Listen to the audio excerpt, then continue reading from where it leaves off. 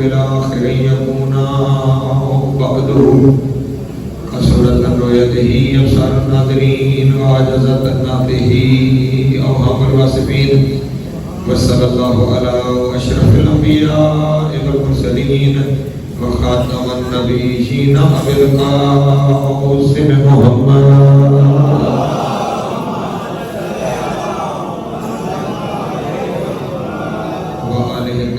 الطاهرين المعصومين الشرفاء الذين أذهب الله عنهم الرجس وطهرهم تطهيرا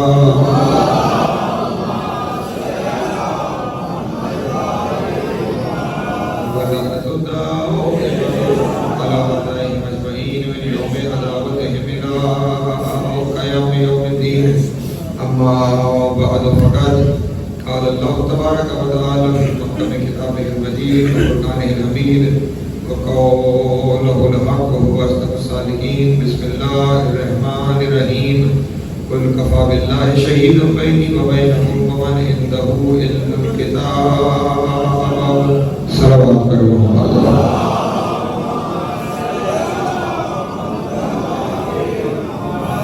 پھر ایک دفعہ مل گئے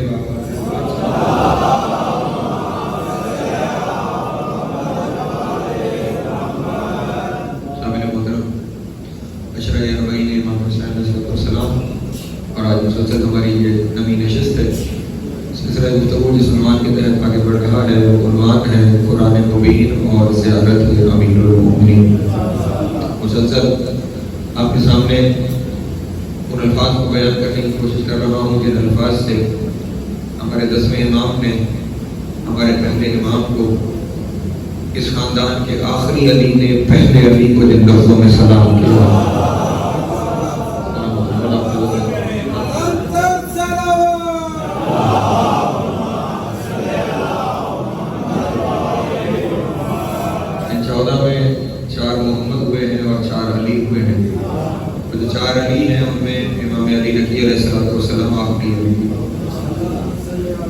میرے مولا نے اپنے ذات کو جن لفظوں میں سلام کیا ان لفظوں کو قرآن مجید کی روشنی سے آپ کے سامنے بیان کرنے کی کوشش کر رہا ہوں.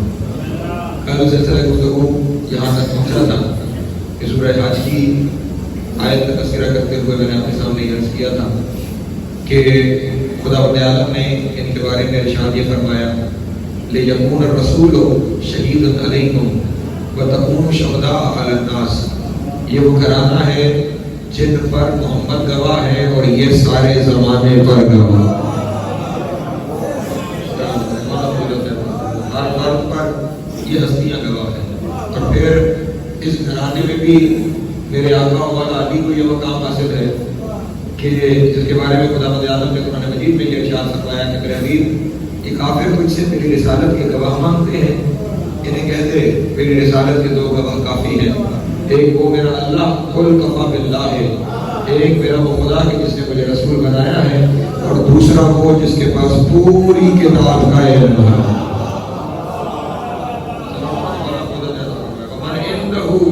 علم الکتاب, جس کے پاس پوری کتاب کا علم موجود ہے.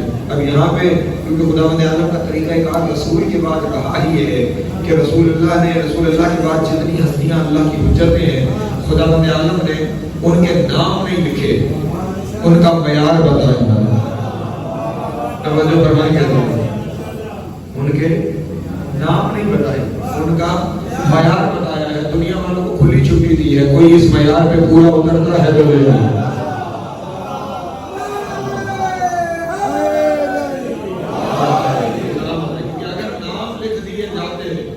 تو بہت سارے لوگ اپنے بچوں کے وہی نام رکھ دیتے ہیں, اور ایک فلاں کے بارے میں, فلاں کے بیٹے کے بارے میں, فلاں کے بھائی کے بارے میں یہ آیت نازل ہوئی ہے. نہیں, خداوند عالم نے جس طرح موبائلے میں یہ ارشاد فرمایا تھا کہ کل ہم لائیں گے قل تعالوا ندعو ابناءنا وابناءکم ونساءنا ونساءکم وانفسنا وانفسکم. سارے اللہ نے قرآن میں جمع کے سیغے رکھے. ابنانا جمع، نساءنا جمع، انفسنا جمع. حالانکہ اللہ جانتا تھا کہ چاہنے والوں میں کوئی جمع نہیں. جنہوں نے مواحدے میں جانا تھا ان میں کوئی بھی جمع کے سیغے میں نہیں ہے. عربی میں واحد ہے تثنیہ ہے اور جمع ہے. واحد ایک پر تثنیہ، دو پر جمع، تین پر اطلاق ہوتا ہے. اگلے دن جو گئے ہیں وہ زیادہ سے زیادہ تثنیہ ہے. ابنانا کی منزل پہ حسن اور حسین تثنیہ کا سیغہ جو ہے. نساءنا کی منزل پہ صرف جناب سیدہ واحد کا سیغہ. انفسنا کی منزل پر صرف علی واحد کا سیغہ. سارے جانے والے واحد اور تثنیہ ہیں. آیت میں سارے جمع ہیں. یہ اللہ نے آیت میں ہی، کیونکہ اللہ تو عالم الغیب ہے نا، کسی اور میں تم شک کرو کہ اللہ میں تو نہیں کر سکتے. اللہ تو عالم الغیب ہے، اللہ تو جانتا تھا کہ جانے والے سارے واحد یا تثنیہ ہوں گے. پھر اللہ نے جمع کا سیغہ کیوں نہیں رکھا؟ کیوں رکھا جمع کا سیغہ؟ اس لیے جمع کا سیغہ رکھا کہ اگر آیت میں اللہ واحد اور تثنیہ رکھتا تو بہت سارے لوگوں کو کہنے کا موقع مل جاتا ہم عہد تو تھے، آیت میں گنجائش نہیں تھی.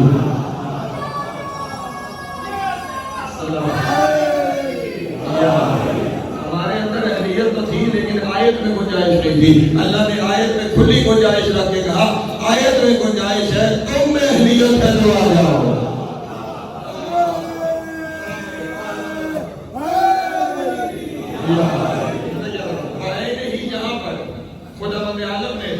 اپنے ساتھ جس کو گواہ رکھا ہے اس کا نام نہیں لیا.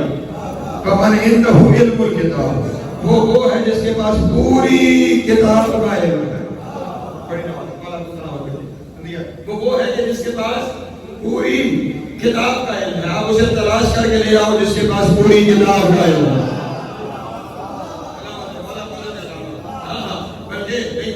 لوگوں کے لیے رستے آسان کروں. پوری کتاب کا عالم ثابت کرنے کے لیے خیال کرنا قرآن کا عالم چاہیے، پورے قرآن کا عالم. اور قرآن کا عالم وہ نہیں جسے قرآن یاد ہے. توجہ قرآن مجید کے بارے میں جس نے قرآن نازل کیا ہے نا، اس نے ارشاد فرمایا لا رتب ولا یابس الا فی کتاب مبین. کائنات کا کوئی خوشگوار نہیں جو میں نے اس کتاب میں نہ لکھ دیا ہو. ہر خوشگوار میں نے اس کتاب میں تذکرہ کر دیا ہے. بلکہ نہیں، بات اس سے آگے بڑھ کر اب یہاں پہ کوئی کہہ سکتا ہے کہ دنیا میں صرف خوشگوار ہی تھوڑا ہے اور بہت کچھ بھی ہے. حالانکہ دنیا میں ہے ہی دو چیزیں، یا خشک یا تر، تیسری چیز ہے ہی نہیں. ٹھیک ہے تمہارے محترم، یہاں پہ بھی لیکن خدا تعالیٰ نے دوسری جگہ پہ ارشاد فرما دیا اے میرے حبیب کے جو ہم نے قرآن نازل کیا ہے نا، تبیانا لکل شیء، ہم نے اس میں ہر شے کا بیان کر دیا. اگر جملے کا وزن سمجھنا چاہیں تو یوں سمجھ لیجیے گا، جو علی کل شیء قدیر ہے وہ کہہ رہا ہے میں نے کل شیء کو بیان کر دیا.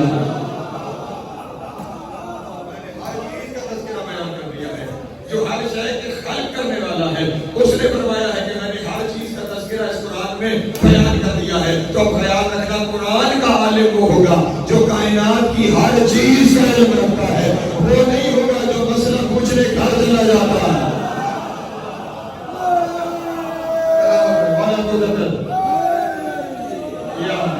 قرآن مجید صرف فقہ کی کتاب نہیں، قرآن مجید صرف احکام کی کتاب نہیں، قرآن مجید صرف تاریخ کی کتاب نہیں. قرآن مجید میں اللہ نے کائنات کا ہر علم بیان فرمایا. تو پھر لے کے آؤ جو ہر علم کا دعویٰ کر رہا ہو، جو ہر علم کا دعویٰ کر رہا ہو، نہیں ملے گا مگر میرے مولا علی کے جو منبر پہ کہہ رہا ہے سلونی سلونی قبل ان تفقدونی، اس سے پہلے کہ میں پردہ کر جاؤں جو پوچھنا چاہتے ہو.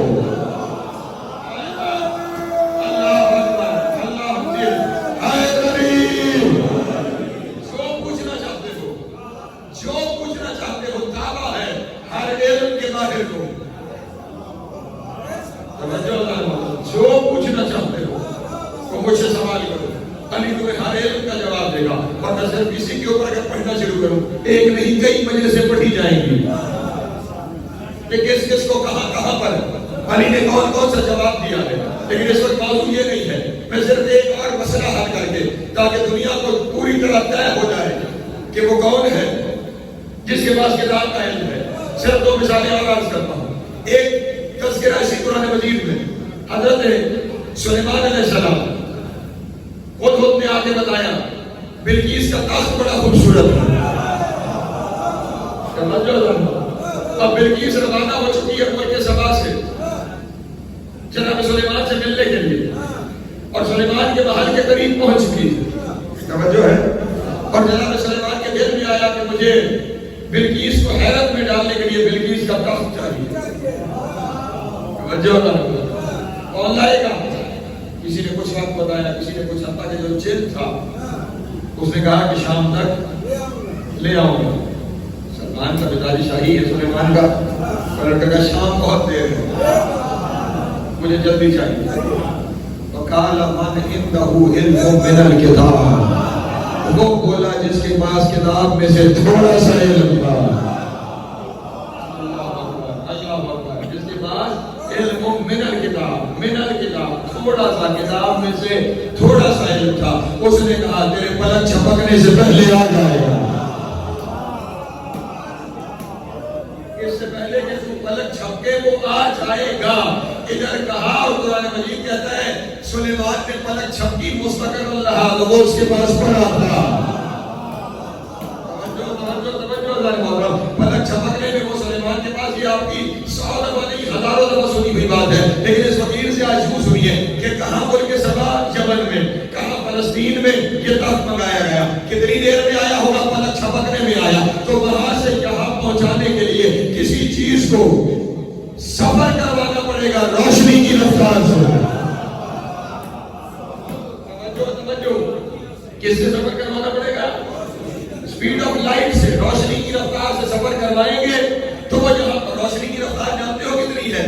روشنی کی رفتار ہے 1 منٹ میں زمین کے گرد 7 چکر، 1 سیکنڈ میں زمین کے گرد 7 چکر، یہ ہے روشنی کی رفتار، اور روشنی کی رفتار سے وہاں سے یہاں پر تخت بنوانا پڑے گا، اور جو پڑھے لکھے سائنس پڑھنے والے حضرات تشریف فرما ہیں وہ جانتے ہیں کہ جب کسی چیز کو سپیڈ آف لائٹ سے ٹریول کروایا جائے، روشنی کی رفتار سے ٹریول کروایا جائے تو پھر وہ مادہ نہیں رہتا، وہ انرجی بن جاتی ہے، میس انرجی میں کنورٹ ہو جاتا ہے۔ آج تک صدیاں گزر گئی، دنیا نے یہ ترقی تو کی ہے کہ انہوں نے میس سے انرجی بنائی ہے، لیکن آج تک سائنس یہاں نہیں پہنچی کہ وہ انرجی سے واپس میس بنا لے، انرجی سے پھر مادہ بنوا لے۔ وہ جس کے پاس تھوڑا سا علم تھا اس نے مادے سے انرجی بنائی، انرجی سے پھر مادہ بنایا۔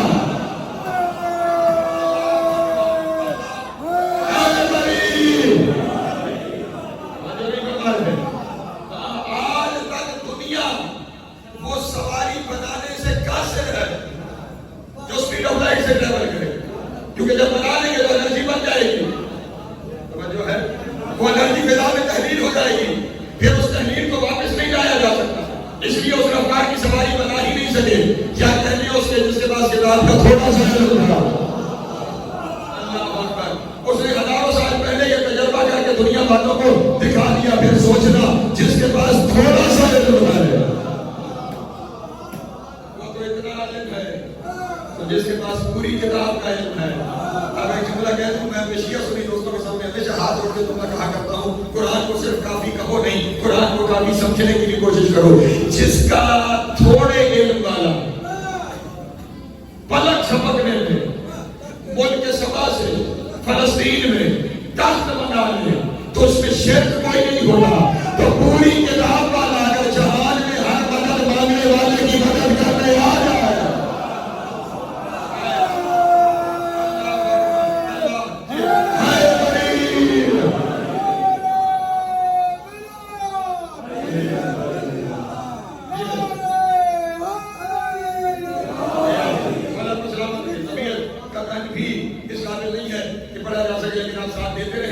تو میں کوشش کروں گا کہ میں جملے اپنے دوستوں تک پہنچانا چلا جاؤں۔ علم الکتاب، اور ہم یہاں پہ کیونکہ لفظ کیا ہے، فَمَنْ عِنْدَهُ، یہاں پہ سمجھنے کی ضرورت ہے۔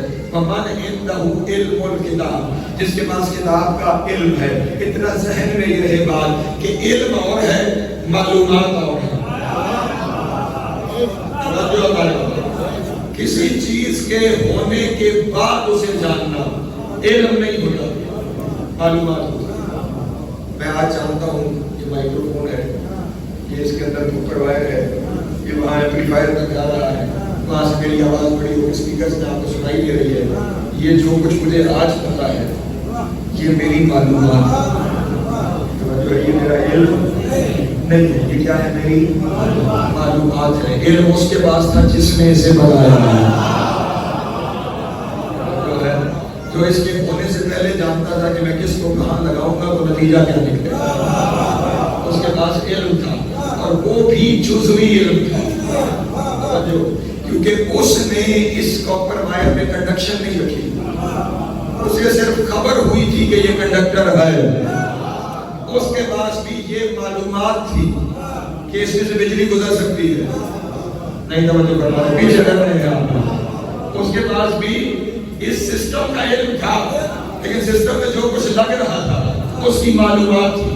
کچھ بھی ہونے کے بعد جو ہوتا ہے وہ معلومات ہوتی ہے، ہونے سے پہلے علم ہوتا ہے۔ ہمیں قرآن کی معلومات والا نہیں چاہیے، ہمیں قرآن کا عالم چاہیے۔ دنیا جس کو بھی لے کر آئے گی وہ قرآن چاہتا ہے۔ قرآن نازل ہونے کے بعد کائنات میں صرف علی ہے جس نے نازل ہونے سے پہلے کعبے میں محمد کی گود میں رہا تھا۔ قرآن سناؤ، زبور سناؤ، انجیل یاد کرو۔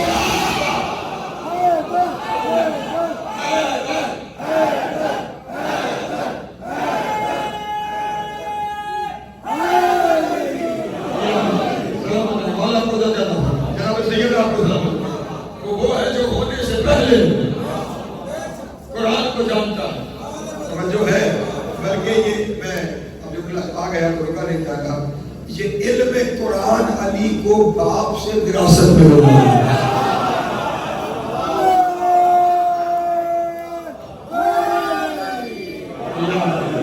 کیونکہ دنیا میں دوسرا فرد جس نے قرآن نازل ہونے سے پہلے قرآن کی آیتوں کو پڑھا ہے وہ علی کا بابا ہے۔ رسول کے نکاح میں جو رسول کا خطبہ نکاح پڑھا اس میں تو صرف اتنا لفظ ہے الحمدللہ، اس کے بعد آگے شروع الحمدللہ الذی جعلنا من ذریۃ ابراہیم و سلالۃ اسماعیل۔ لیکن جناب ابو طالب نے اپنا نکاح بھی خود پڑھا، جو ہے جناب ابو طالب نے اپنا نکاح بھی خود پڑھا تھا، اور جناب ابو طالب نے اپنا نکاح رسول کے بظاہر دنیا میں آنے سے پہلے پڑھا، جو ہے پریشان ہو گیا۔ جناب ابو طالب کے جو سب سے بڑے بیٹے ہیں جناب طالب، وہ پر رسول اللہ عمر، جو ہے میرے بات کو سنو۔ اس لیے رسول کے دنیا سے آنے سے پہلے جناب ابو طالب نے جو خطبہ نکاح پڑھا تھا، اور حق بھی یہی بنتا تھا کہ ابو طالب اپنا نکاح خود پڑھے، کیونکہ جو محمد کا پڑھے اس کا کون پڑھے؟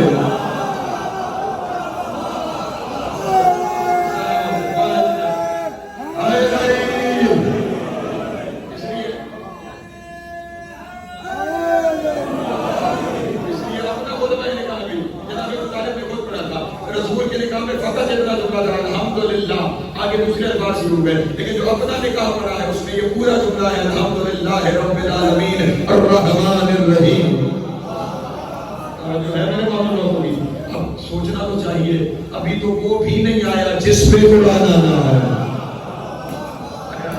ابھی وہ بھی نہیں دنیا میں آیا جس پہ قرآن آنا ہے، اور ابو طالب پہلے سے قرآن کی آیت دنیا کے سامنے تلاوت فرما رہے ہیں۔ پھر وہ جو شیرہ کا واقعہ ہے کبھی آپ کے سامنے پڑھ چکا، جناب ابو طالب نے ہی ہاتھ مروڑ کے ابو لہب کا کہا تھا تبت یدا ابی لہب وتب، ابو لہب میرے ہاتھ ٹوٹ جائے۔ بعد میں وہی آیت بن کے نازل ہو گئی۔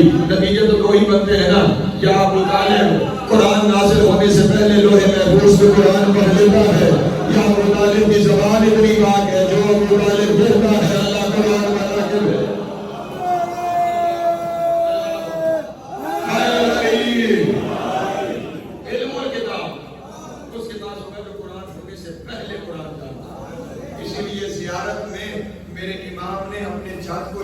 سلام بھی کیا ہے، اس پر سلام جو مراد ہے من عنده علم الکتاب۔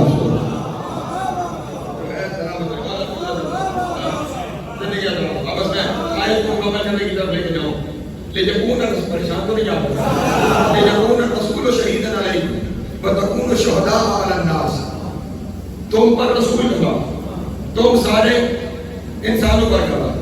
اقیموا الصلاۃ، اب اس پر حکم خدا پڑھا رہا ہے، اقیموا الصلاۃ وآتوا الزکاۃ، نماز قائم کرو زکات دو۔ اور انہوں نے اس آیت کو نماز اور زکات کو دونوں کو بجائے الگ الگ کرنے کے، اکٹھا کیا.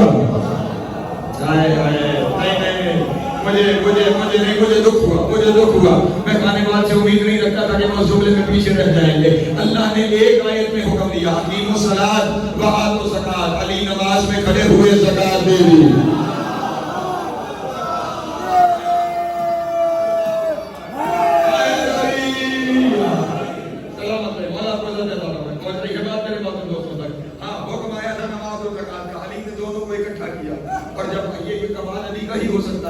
دنیا میں یہ تو نماز الگ ہے، زکات الگ ہے. علی نماز میں زکات لے آیا، اللہ نے ولایت کی سند بھیجی. اب یہاں پہ جو آیت کا اگلا حصہ ہے نا، وہ حصہ بیان کرنے سے پہلے ایک اور آیت کی طرف متوجہ کرتا ہوں. اللہ نے مسلمانوں کو تفرقے سے بچنے کا ایک ذریعہ بتایا. فرمایا وَاعْتَصِمُوا بِحَبْلِ اللَّهِ جَمِيعًا وَلَا تَفَرَّقُوا. اللہ کی رسی کو تھام لو اکٹھے،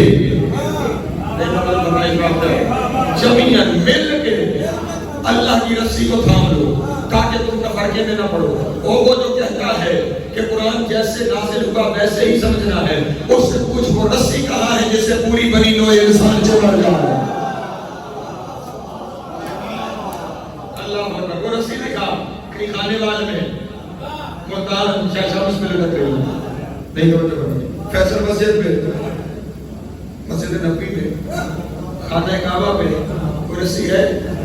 پھر کہاں ہے؟ اللہ تو کہہ رہا ہے رسی سے جڑ جاؤ، رسی کو تھام لو. واعتصموا بحبل اللہ جميعاً، سارے مل کے اسے تھام لو تاکہ تم تفرقے میں نہ پڑو. اب وہ رسی کون سی ہے؟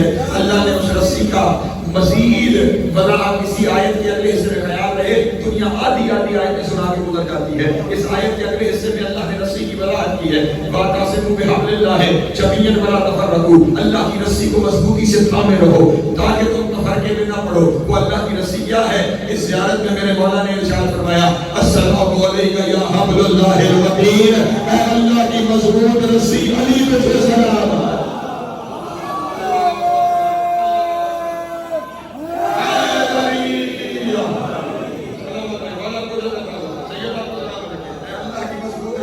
بلکہ یہ تو میں نے زیارت سے کہا تھا، اب آیت کا اگلا حصہ سن لو تاکہ اور بات واضح ہو جائے. اللہ نے یہ کہہ کر کہ اللہ کی رسی کو مضبوطی سے تھامے رہو تاکہ تفرقے میں نہ پڑو. وہ رسی کیا ہے؟ وَاذْكُرُوا نِعْمَتَ اللَّهِ عَلَيْكُمْ. اللہ کی نعمت کا ذکر کیا کرو. کیا ہے رسی جس سے تفرقے سے بچتے ہیں؟ اللہ کی نعمت کا ذکر کیا کرو. اور ایک دفعہ نہیں 100 دفعہ تمہیں بتا چکا ہوں کہ اللہ کی نعمت صرف ایک ہے جسے اللہ نے اپنی نعمت کہا ہے، اور وہ علی ابن ابی طالب ہے. وہ علی ابن ابی طالب ہے. تو اللہ کہہ رہا ہے اگر تفرقے سے بچنا ہے تو علی چھپایا نہ کرو، علی کا ذکر کیا کرو.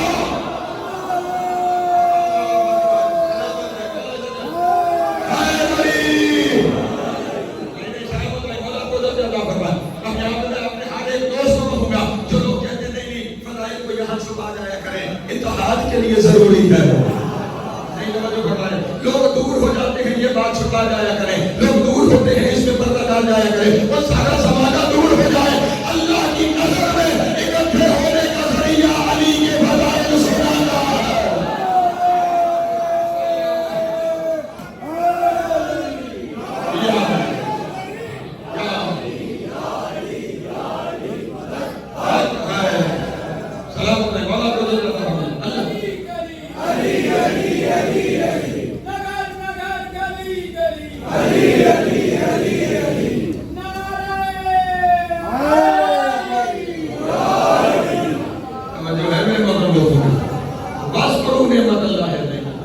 جو نعمت ہے تم پہ اس کا تذکرہ فَأَلَّفَ بَيْنَ قُلُوبِكُمْ.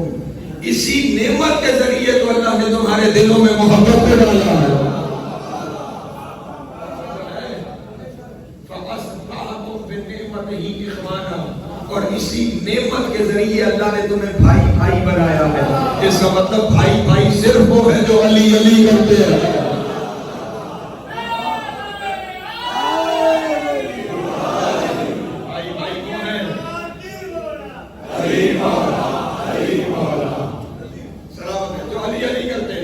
وہی بھائی بھائی ہے. اللہ کہہ رہا ہے قرآن مجید میں کہ یہ وہ نعمت ہے جس کے ذریعے تمہارے دلوں میں محبت ہے. آپ جو ایک دوسرے کے ساتھ یہاں مل کے بیٹھے ہوئے ہیں, میرا آپ کے ساتھ رشتہ کیا ہے؟ علی کا رشتہ تو ہے. اور یہ میں پوری ذمہ داری سے کہہ رہا ہوں, کائنات میں سب سے مضبوط ترین رشتہ ہی علی کی ولایت ہے.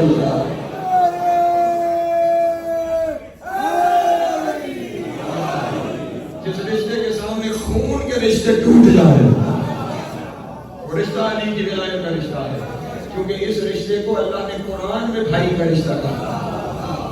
بھائی ہے تو اس ولایت کے رشتے میں پروے ہوئے, اس نعمت کے ذریعے ہم نے تمہیں آپس میں بھائی بھائی بنا.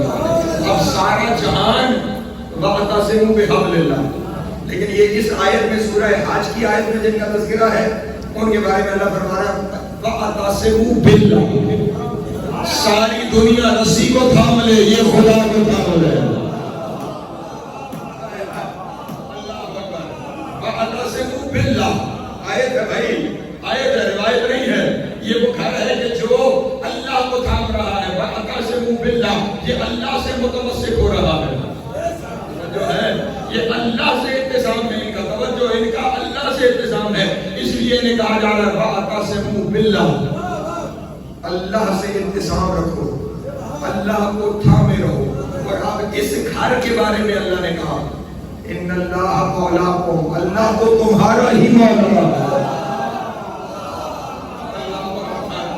اب خیال رکھنا, اللہ ہر ایک کا مولا نہیں, اللہ اس کا مولا ہے جن کے لیے واعتصموا بحبل اللہ نہیں, واعتصموا باللہ ہے.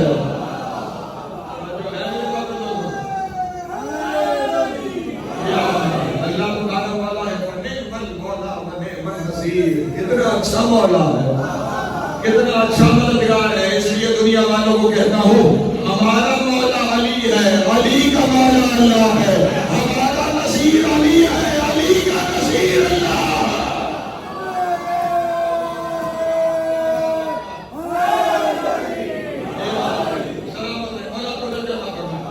اس لیے علی کو چھوڑ کر کہیں اور نہ جانا. علی کو چھوڑ کر گئے تو اس سے رشتہ ٹوٹ جائے گا.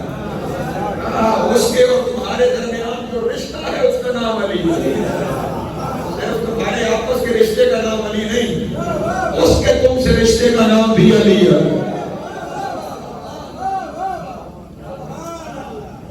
کہانی کیوں تشریح کرواتے ہو؟ اس کا تم سے رشتے کا نام علی ہے. پھر جہاں سے تم نے علی نکال دیا اس سے رشتہ ٹوٹ گیا.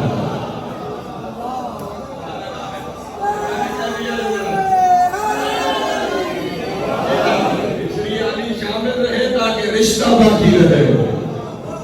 میرے باقی دوستوں بھی چلے یوں سمجھ لیجیے, علی کو چھوڑ دینے سے خدا سے رشتہ باطل ہو جاتا ہے. سلام علیکم, ایک سلام پڑھے محمد والے.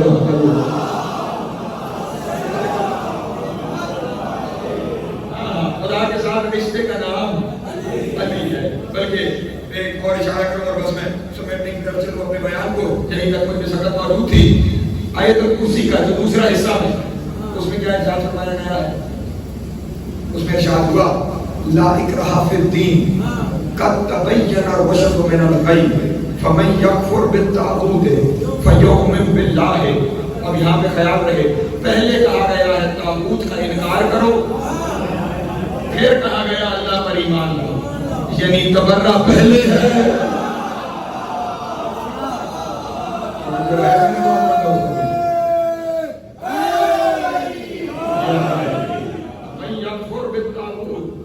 جو طاغوت کا کفر کرے, اس کفر پر ہمیں فخر ہے کہ ہم طاغوت کا کفر کرتے ہیں. یہ اللہ کہہ رہا ہے یکفر بالطاغوت, طاغوت کا کفر کرے, فیؤمن باللہ, اور پھر اللہ پر ایمان لے کر آئے. فقد استمسک بالعروۃ الوثقی, اور پھر عروہ وثقی کو تھام لے. اللہ نظام رہا, اور یہ عروہ وثقی وہ ہے جو کبھی ساتھ نہیں چھوڑتی. اللہ اکبر. یہ عروہ الوثقی وہ ہے جو کبھی ساتھ نہیں چھوڑتی. اور اسی زیارت میں تیرے امام نے اپنے جد کو ارشاد فرمایا ہے اے اللہ کی عروہ وثقی علی پہ سلام.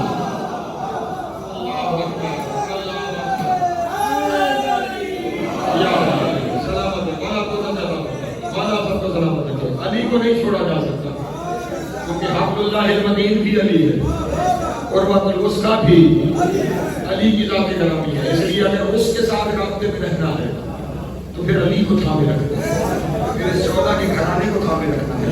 اسی لیے اس گھرانے کو اور مثال دیا جب ہے پتہ نہیں باتیں پھیل جاتی ہیں، تشریحوں میں جاتا رہو، بہت سارا اسی میں گزرتا رہتا ہے۔ رسی کہا گیا ہے، کیا کہا ہے؟ رسی۔ یہ کیا ہے؟ رسی، اللہ کی رسی۔ اور آپ سارے جانتے ہیں رسی واحد رابطے کا نام نہیں ہوتی، رسی ایک دھاگے سے نہیں بنتی، توجہ نہیں کرتا۔ رسی بنانے کے لیے بہت سارے دھاگے اکٹھے ہوتے ہیں، رسی بنتی ہے۔ یہ اللہ کی رسی ہے، ولایت کے 14 رشتے۔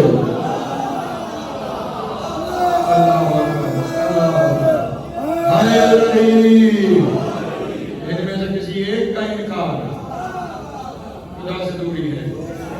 بس اس گھر کو تھامنا ہے، اس گھر کو، اس گھر کے دہلیز میں سجدہ ریز رہنا ہے۔ یہاں کی بھی کامیابی ہے، پھر وہاں کی بھی کامیابی ہے۔ کل انشاءاللہ اس بات کا اعلان کیا گیا، صبح اسی وقت میں انشاءاللہ آپ نے خدمت ہوں گا، دعا بھی فرمائیے گا کہ مولا صحت میں بہتری پیدا فرمائے، تفصیل سے آپ کے سامنے حاضر کی جا سکے۔ جس رسی کو تھامے رکھنا تھا لوگ اسی رسی کو چلاتے ہوئے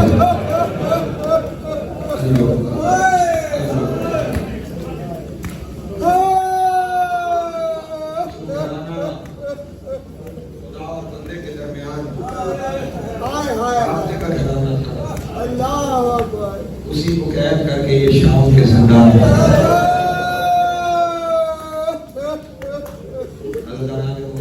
کربلا آج سفر کی 19 ہو گئی ہے، اب اس کا چہلو ہے، جس کی بہن اس کا چہلو ہے،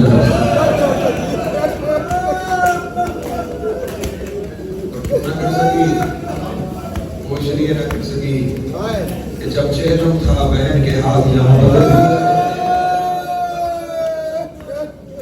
اور وہ بہن شام کے زندان میں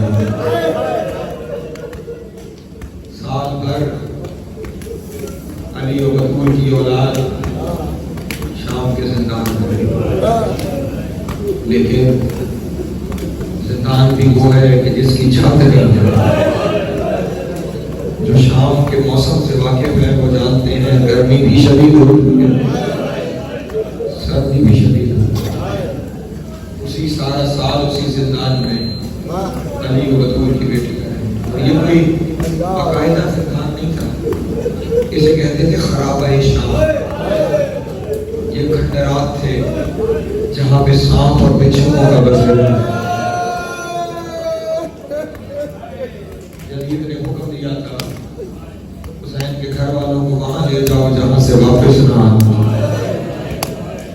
خرابہ شام کا انتقال کیا گیا، وہاں پہ لے جایا گیا، اور جب زندان میں پہلا قدم رکھا علی کی بیٹی نے، مقدمین پڑھتے تھے، ان زہریلے جانوروں نے پکار کے کہا نہیں پہچانا تو تیرے نامے کی امت نے نہیں پہچانا۔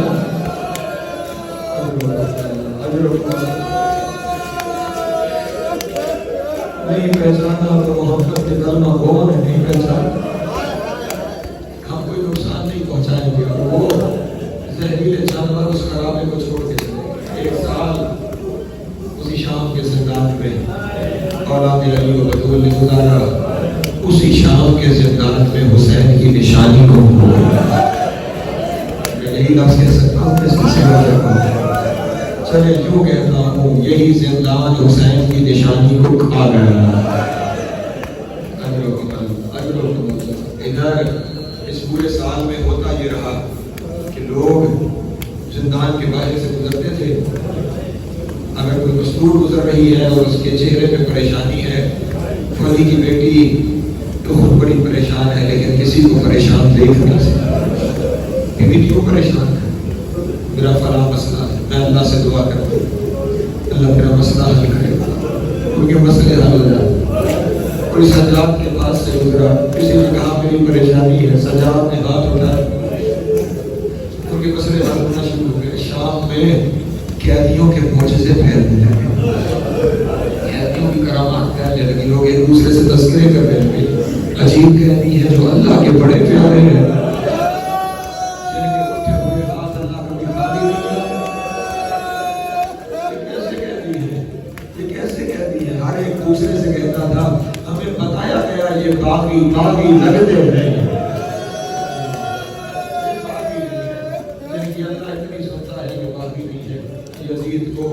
یزید کے ساتھیوں نے آگے بتانا شروع کیا اگر کچھ عرصہ یہ اور شام کے زندان میں رہ گئے نا تیری حکومت ختم ہو جائے، تیرا تخت الٹ جائے گا، فوری طور پہ یہاں سے بھیج دے، بے چین و بے قرار ہے، رات کو نیند نہیں آتی، ایک دن نصف شب میں بے قرار ہو کے ٹہل رہا ہے اپنے محل میں، اور اچانک اپنے مصاحب سے کہا جا سجاد کو بلا کے لے زندان میں آیا اور آ کر کہا قیدی یزید بلاتا ہے، نصف شب ہے، قیدی یزید بلاتا ہے، ہتھکڑیوں سے سر اٹھایا سجاد نے اور اپنی ہتھکڑیوں اور بیڑیوں کو سنبھال کے جب اٹھا نہ سجاد تو ہتھکڑی سے ہتھکڑی ٹکرائی، زنجیر سے زنجیر ٹکرائی، زندان میں آواز بلند ہوئی، فوراً علی کی بیٹی اٹھی، رو کے کہا سجاد اس وقت کہاں جا رہے ہو؟ اللہ اکبر، محافظہ امامت علی کی بیٹی، سجاد اس وقت کہاں جا رہے ہو؟ کہا پھوپھی اماں یزید نے دربار بلایا ہے، دھار نکل گئی علی کی بیٹی کی، رو کے کہا یہ بھی پیشی کا کوئی وقت ہوتا ہے؟ اللہ اکبر، نصف شب تجھے دربار میں بلایا ہے، سجاد میں نہیں جانے دوں گی، میں نہیں جانے دوں گی، میں نہیں جانے دوں گی، کبھی بھی ہمیں اس نے بلایا ہے جانا پڑے گا، کہا سجاد ممکن ہی نہیں، جب سے ماں دربار سے خالی آئی ہے، میرا درباروں سے اعتبار اٹھ گیا ہے، تو جانتا ہے نا ان درباروں میں میرے ساتھ کیا ہوا ہے، میں دربار نہیں جانے دوں گی۔ اس وقت سید سجاد نے کہا ماں میں علم امامت سے جانتا ہوں یزید میرا قاتل نہیں ہے، مجھے جانے کی اجازت دے دیجیے۔ کہا اچھا سجاد اگر ایسا ہے تو جاؤ لیکن جلدی واپس آنا، جب تک تم نہیں آؤ گے میں زندان کے دروازے پہ کھڑا، جب تک تم نہیں آؤ گے میں زندان کے دروازے پہ کھڑی رہوں۔ سید سجاد دربار میں گئے، دربار میں پہنچے، سجاد کو آتے ہوئے دیکھا، یزید نے اپنے مصاحب سے کہا جا قیدی کے لیے کرسی لے آ۔ ہائے ہائے میں نے جملہ کہا ہے شاید پہنچا نہیں پایا، جا اس کے بیٹھنے کے لیے مسند لے آ، بیٹھنے کے لیے مسند لے آ۔ سید سجاد کی دھار نکل گئی، رو نے کہا جہاں میری پھوپھیاں کئی گھنٹے کھڑی رہے، اللہ اکبر، جہاں کھڑے کھڑے میری سکینہ کے پاؤں میں ورم آ گیا، مجھے اس دربار میں بیٹھنے کو کہتا ہے، بیٹھنے نہیں آیا، بتا کہ اس وقت مجھے بلایا کیوں ہے، بتا اس وقت بلایا کیوں ہے؟ طرف کے کہنے لگا سجاد بلایا اس لیے ہے وطن واپس چلے جاؤ، میں قید رہا کرتا ہوں وطن واپس چلے جاؤ۔ سجاد کی آنکھوں سے آنسو جاری ہوئے، رو کے کہا کون سا وطن، کس کا وطن، کیسا وطن؟ وطن وہ ہوتا ہے جہاں کوئی اپنا رہ گیا ہو، میرے یہاں سارے کربلا رہ گئے، جو بچ گئے تھے انہیں شام کا رستہ کھا گیا ہے، میری بہن سکینہ شام یہ زندان کی نظر ہو گئی، اجروں کو اللہ، اجروں کو اللہ، اجروں والا کی ہائے قبول کرے، میرا کون سا وطن ہے، میں نے کہاں جانا ہے؟ یزید طرف کے کہنے لگا سجاد جانا چاہتے ہو چلے جاؤ، بس شام چھوڑ جاؤ، میں تمہاری قید رہا کرتا ہوں، شام چھوڑ جاؤ۔ سید سجاد نے پلٹ کر کہا میرے قافلے کی سردار زینب ہے، میری پھوپھی میرے قافلے کی سردار ہے، میں پھوپھی سے بات کرتا ہوں، اگر پھوپھی نے کہا تو چلے جائیں گے، ورنہ جب تک علی کی بیٹی چاہے گی تب شام میں قیام کریں گے۔ سید سجاد زندان میں آئے، زندان میں جیسے ہی پہنچے علی کی بیٹی زندان کے دروازے پہ کھڑی تھی، سجاد خیر ہے؟ کہا بھی اماں یزید کہتا ہے میں قید رہا کرتا ہوں، وطن واپس چلے جاؤ۔ یہیں پہ اس کمرے پہ جس کی ہائے نکل گئی نا، اللہ اکبر، جلال میں آئی علی کی بیٹی اور جلال میں آنے کا اسے کس نے بتایا میں اس کی قیدی ہوں؟ اللہ اکبر، اللہ اکبر، میں تو حسین کی محبت کی قیدی ہوں، میں تو حسین کی الفت کی قیدی ہوں، میں تو اللہ کی رضا کی قیدی ہوں، میں اس کی قیدی تھوڑی ہوں، میں اس کی قیدی تھوڑی ہوں۔ ہاں اگر یزید چاہتا ہے کہ ہم یہ ہے وہ تسلیم کرے وہ ہار گیا میں جیت گیا. اللہ اکبر. اجرکم اللہ. وہ تسلیم کرے کہ وہ ہار گیا اور میں جیت گئی. اور جب وہ تسلیم کر لینا پھر اس سے کہنا جو جیت جائے وہ شرطیں منواتا ہے.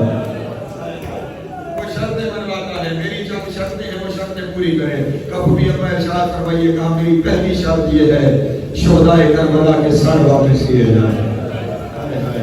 میری دوسری شرط یہ ہے کربلا کی لوٹ کا مال واپس کیا جائے. میری تیسری شرط یہ ہے میں ابھی تک حسین کو جی بھر کے رو نہیں پائی. مجھے شام میں ایک گھر خالی دیا جائے. میں 3 دن تک حسین کا ماتا. اجرکم اللہ. اجرکم اللہ. مولا اپنی ہائے قبول کرے. میں 3 دن تک حسین کا ماتم کرنا چاہتی ہوں. سید سجاد نے آنے کا یزید میری پھوپھی کی 3 شرطیں ہیں. پہلی شرط یہ ہے شہدائے کربلا کے سر واپس کر. کہنے لگا میں سر واپس کر دوں گا. میں سر واپس کر دوں گا. کہا میری پھوپھی کی دوسری شرط یہ ہے کربلا کی لوٹ کا مال واپس کر. جیسے ہی یہ لفظ کہا نا کربلا کی لوٹ کا مال واپس کر اس وقت جو یزید نے جملہ کہا وہ قیامت ہے. کہنے لگا سجاد تمہیں لوٹنے والے کوئی ایک ملک سے آئے تھے. سجاد ملک کے لوگ تھے. کوئی سامان کہاں چلا گیا. کوئی سامان کہاں چلا گیا. سجاد میں تمہیں اس لوٹ کے مال کے بدلے دیت دے سکتا ہوں. میں مال واپس نہیں کر سکتا.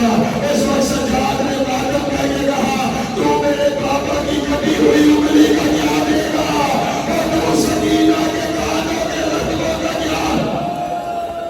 اجرکم اللہ. اجرکم اللہ. اجرکم اللہ. جناب سیدہ کا ماتم قبول کر. حسین کی بات کا ماتم قبول کر. تیری تیسری شرط گھر ہے. ہاں گھر بھی خالی مل جائے گا. جتنے دن رونا چاہتے ہو رو لو لیکن شام چھوڑ جاؤ. لیجیے جو کچھ بچا تھا کربلا کی لوٹ سے وہ بھی آ گیا اور شہدائے کربلا کے سر بھی آ گئے. خالی گھر بھی مل گیا. علی کی بیٹیاں سال بعد رسیاں کھلی.